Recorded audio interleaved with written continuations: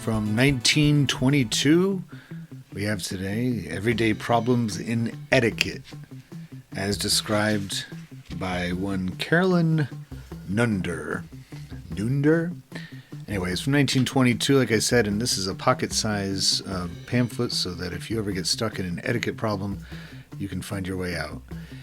Illustrated with a nice explanation at the beginning describing that this is not for people who have been raised their entire life in the lap of luxury, but for ordinary people just learning how to enter into polite society.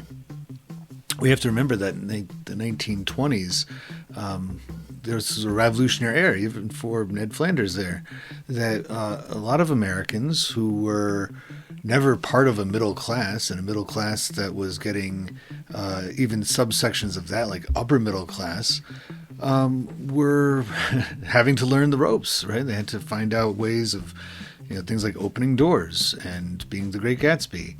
And here's questions and answers for everything from, holding umbrellas to when you should take off a hat, if you should wear a hat at all, how to talk to maids and butlers, and how to sit alone at a restaurant eating soup.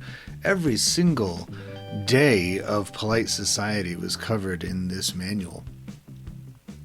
Some of it does kind of come across condescending, but we have to keep in mind that in such a revolutionary era as the 1920s were, a lot more automation.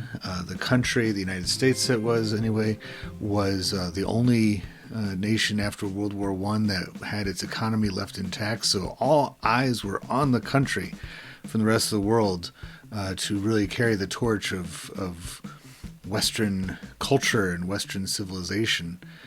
It does mention here a few times that if you ever find yourself in Europe, this was actually becoming a much more common thing for more and more people to use a steamer and go across the ocean. You find yourself in Europe, here's how you behave. This is how you act. This is how you represent your country. The last section of the book is pretty interesting. It concludes with an extensive part about weddings. Now, I find weddings are great primary sources. When there's a time of lots of money, they tend to be more opulent, and there's times of less money. They tend to be simpler. This one covers both. Speaking of the covers, there's the cover again. Here's your primary source citation information.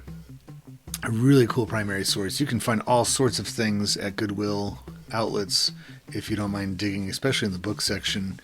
These things get donated along with Berenstain Bears books and Amelia Bedelia, who I actually think I saw in this video, in this book. If you like what you see and hear, if it was helpful to you, or if you just enjoyed it, head on over to everything-history.com. There you'll find a place where you can support what I do here with Everything's a Primary Source. And if you want to talk back to this video, if you want to add your own 2 cents, and you are polite in doing so, then head on over to everything-history.com into the classroom section.